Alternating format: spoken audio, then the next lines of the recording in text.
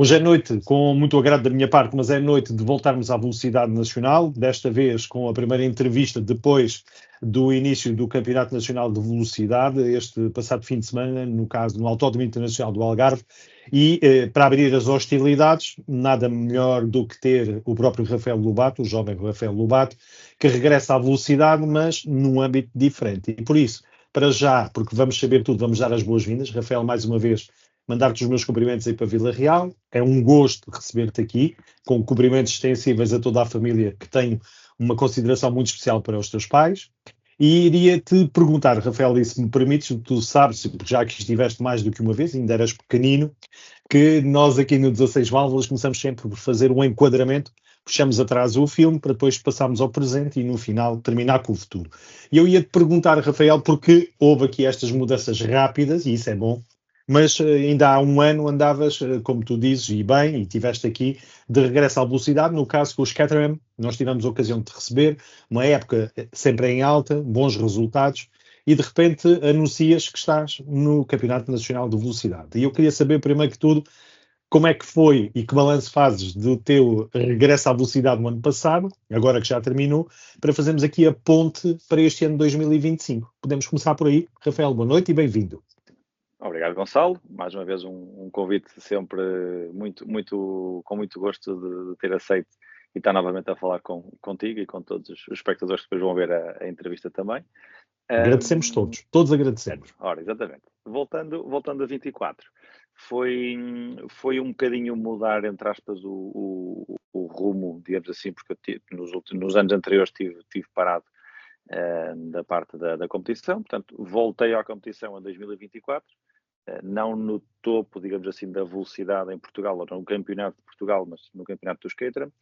Foi a primeira vez que fiz esse campeonato, mas foi um campeonato que gostei bastante de o fazer, aprendi bastante, não só a guiar um carro bastante diferente daquele que eu estava habituado, mas principalmente a maneira como o decorrer da corrida nos obriga a trabalhar e a pensar, porque são corridas muito de estratégia.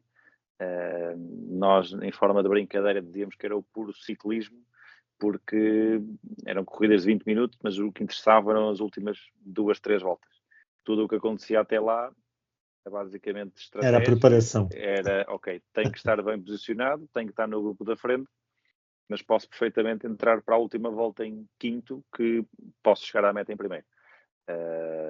O efeito de cone era gigante, as diferenças entre os vários pilotos eram curtíssimas, portanto o efeito de cone, eu cheguei a ter vezes que entrava na reta da meta em primeiro, a meio da reta estava em quinto e voltava a travar em primeiro. Portanto, tipo DRS, mal comparado ao DRS da Fórmula 1 também, bastante, que dá para ser ultrapassado. Bastante. Portanto, chegamos a estar 4, 5 carros lado a lado, lá está, dão imagens e corridas incríveis e nunca se sabe como é que vai terminar, porque podemos entrar na última volta, na última curva, na reta da meta em primeiro, olhamos pelo espelho e vem um DRS natural, 3 carros que passam por nós e, pronto, e ficamos ali, não dá para fazer nada, porque é muito à base de estratégia, e lá está, estar no momento certo, atacar no momento certo, e é muito difícil descolar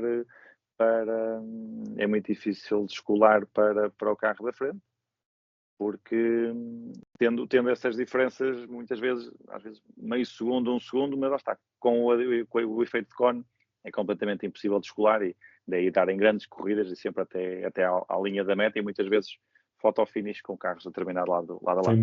Foi uma ótima escolha, já percebi, e uma escola também bastante importante. Sim. Assim que terminou, começaste a fazer os teus contactos, como é habitual todos os anos, para dar o outro passo seguinte.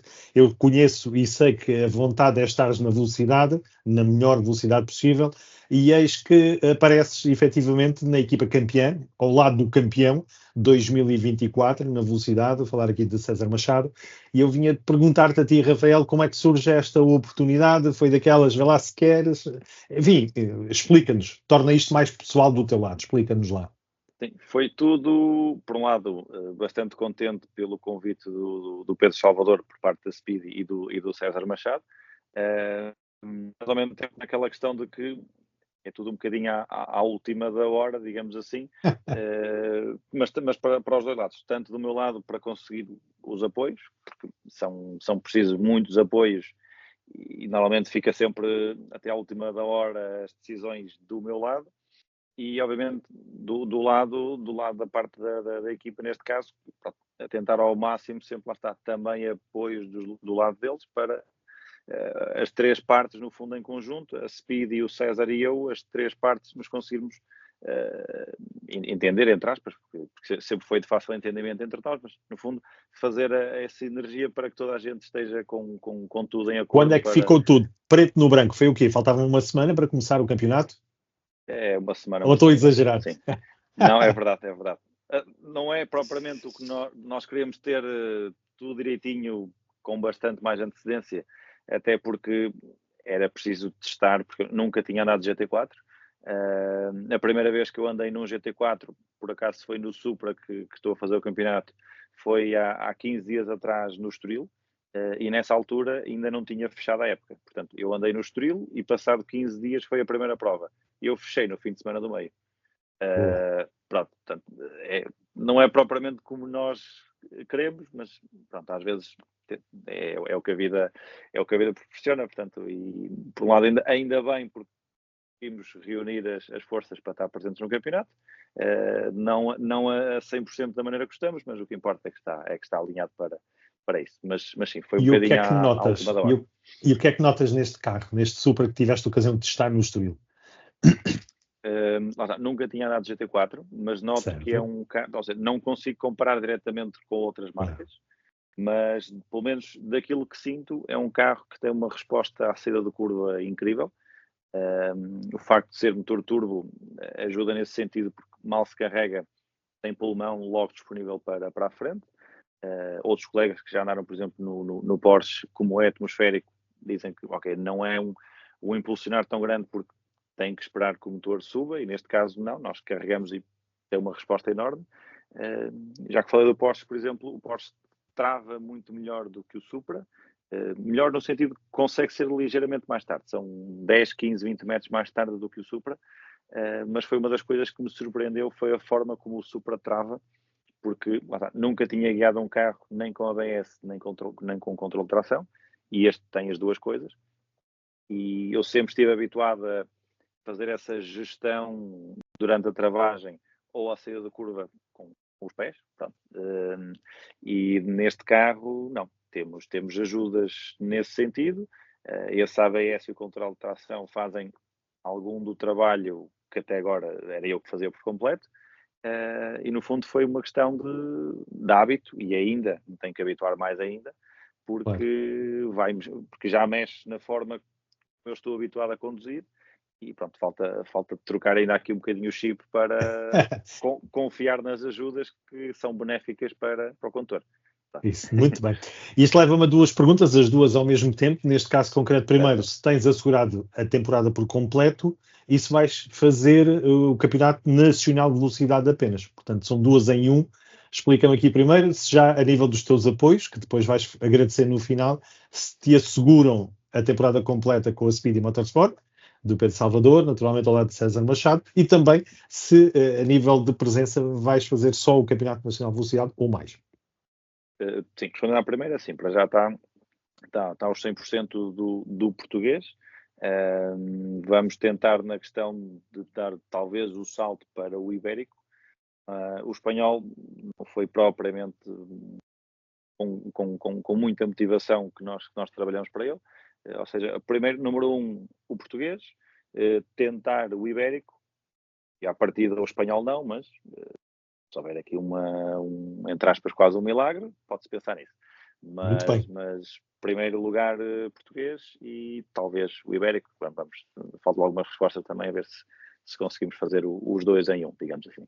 Muito bem. Falemos agora então do primeiro fim de semana de corridas. A nível oficial foi no passado fim de semana. Transmissão televisiva, transmissão YouTube, portanto ao mais alto nível, sabendo que vai ser exportado, ou se já foi, pelo menos via divulgação de exportação para outros países, inclusive a Inglaterra, penso que seja assim, não me esteja a falhar muito a minha memória.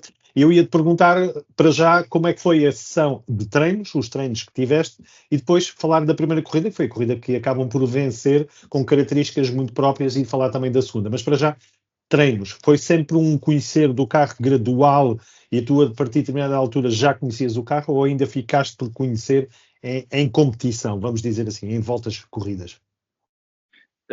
Não, senti mais facilidade, digamos assim, na parte do treino, Uhum, porque, ok, fazemos sequência de voltas mais curtas e com menos gente em pista, digamos assim.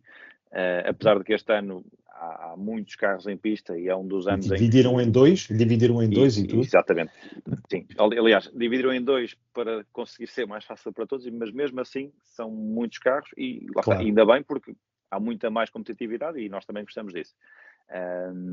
Mas no sentido de, durante os treinos, como conseguimos andar mais sozinhos na pista, acaba por ser mais fácil aquela tal questão de me habituar às ajudas que o carro tem. Em corrida, como tenho que estar a pensar nessa parte e ao mesmo tempo em quem vem à volta e ser rápido para a frente e controlar quem vem atrás, acaba por ser, no fundo, dividirem a atenção em 3 ou 4 coisas.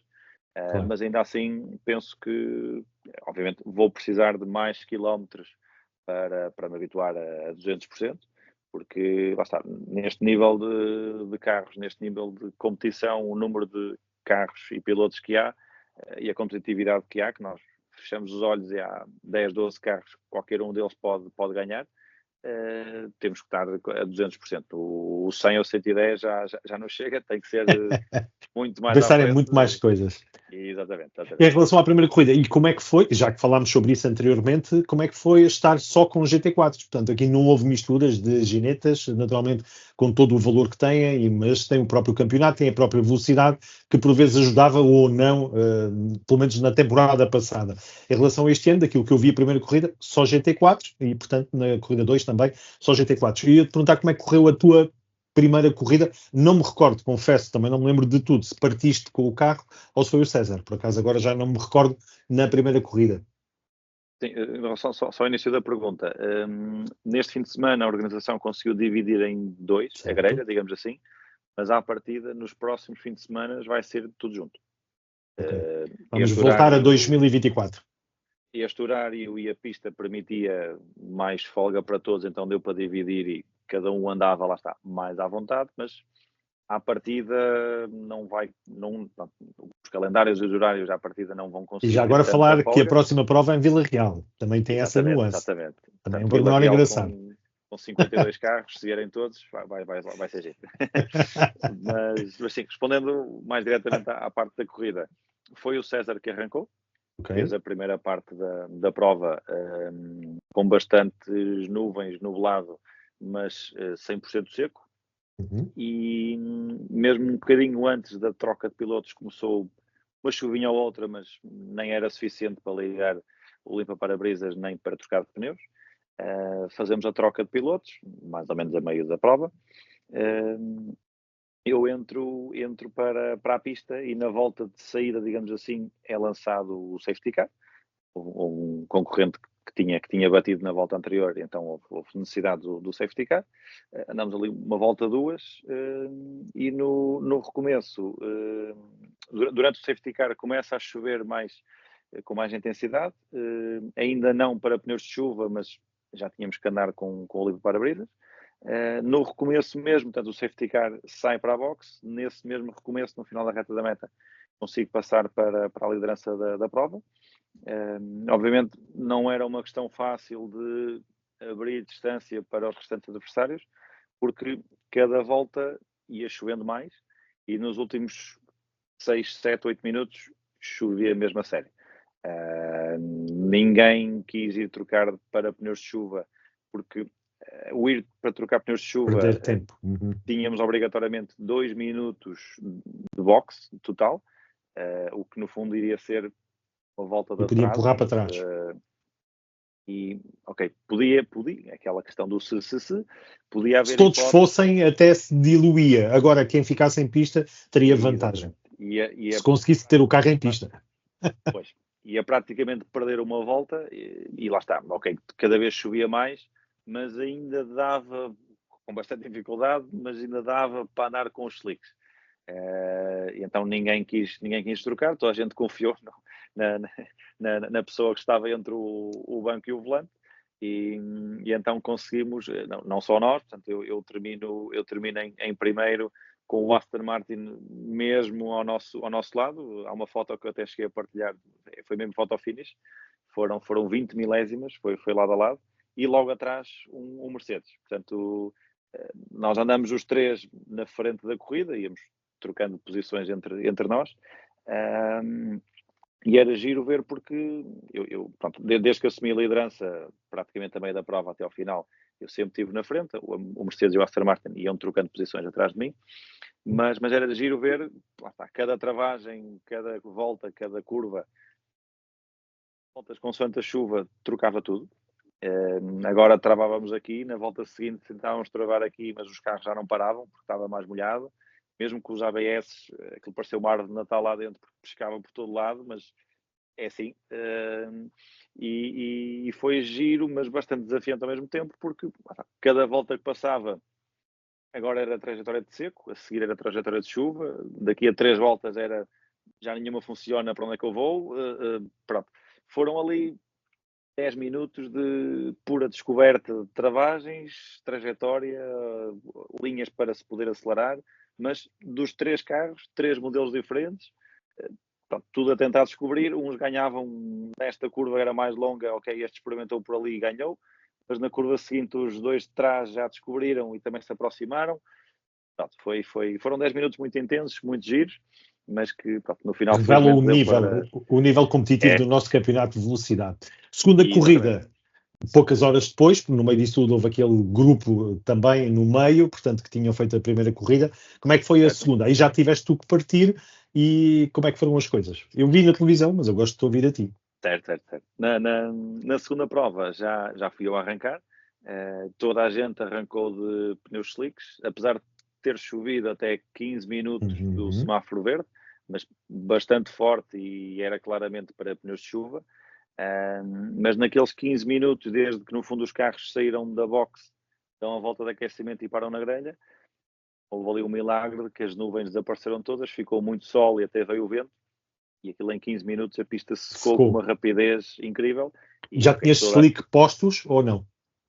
Eu fiz a volta de saída com os de chuva, e depois na grelha, não só eu, praticamente toda a gente saiu com os de chuva, e na grelha, acho eu, pelo menos que eu tivesse visto, ninguém arrancou de chuva.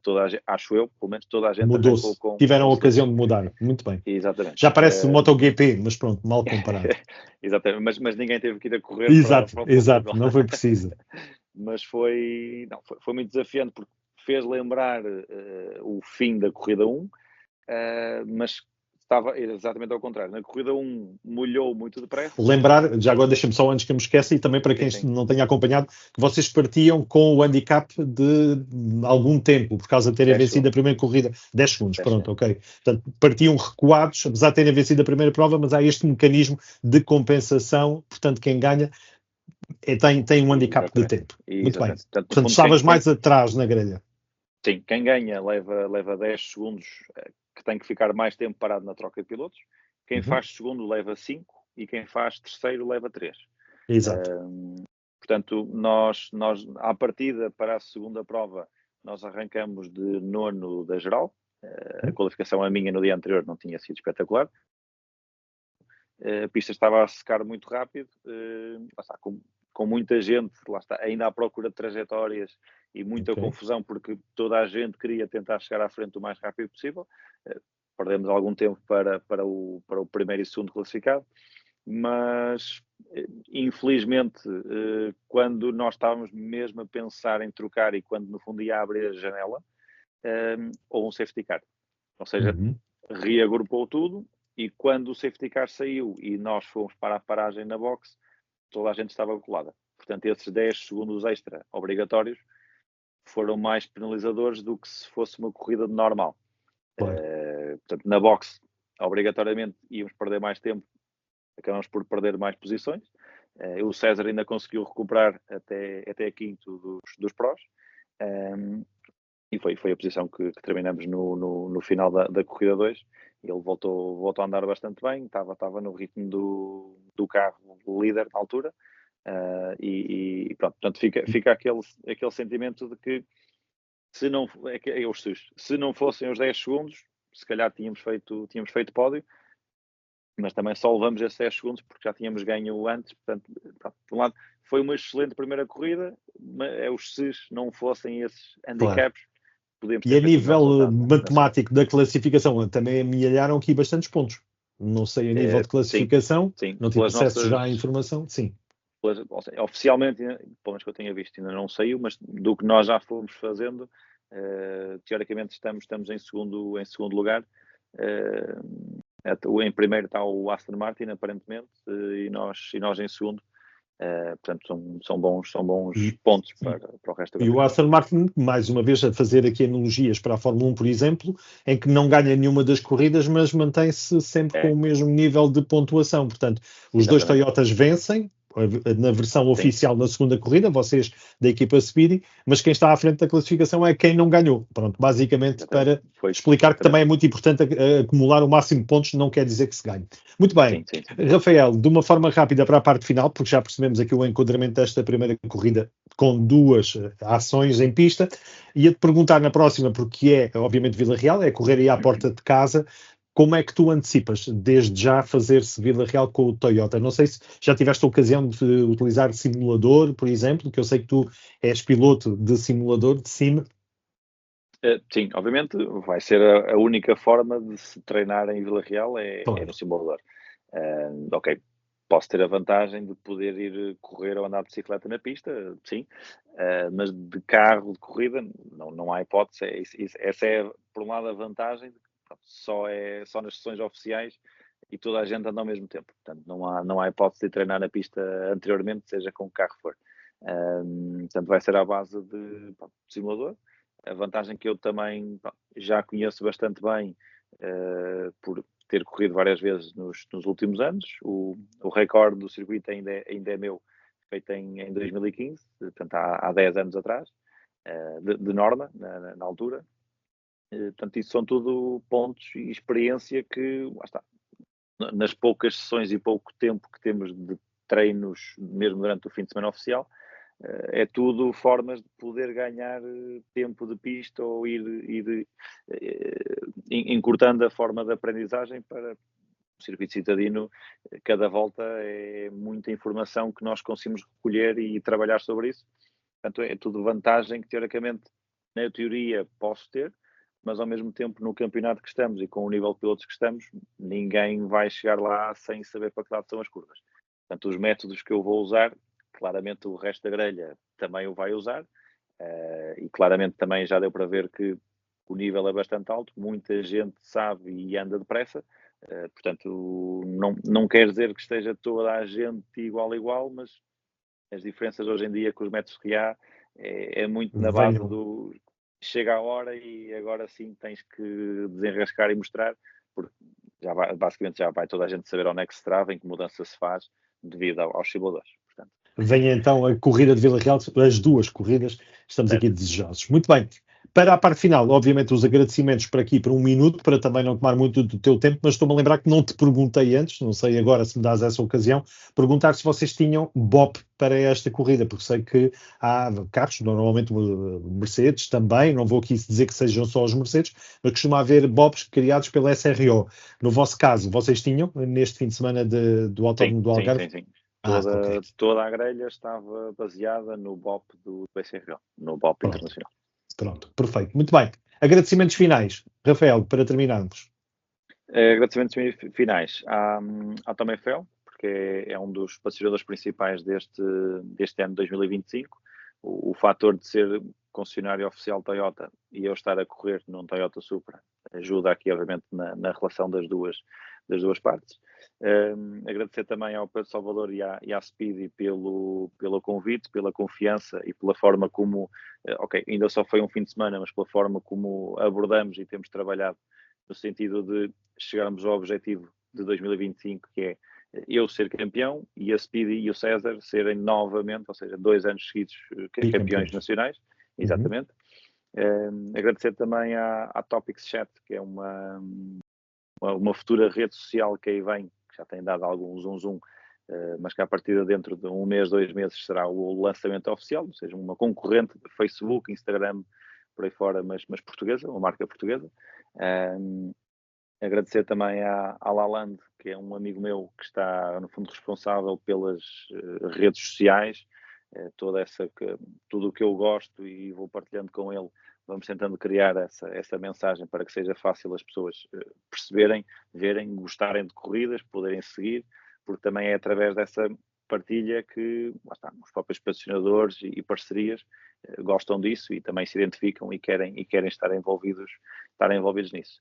Agradecer também à Toyota pelo ainda curta relação durante o fim de semana que tive, mas pareceram pessoas muito de fácil trato, neste caso da fábrica mesmo da Gazoo Racing, mas que sim, pareceram pessoas 5 estrelas e que sessão após sessão vão perguntar o que é que eu acho do carro, se gosto, se não gosto, o que é que pode estar melhor.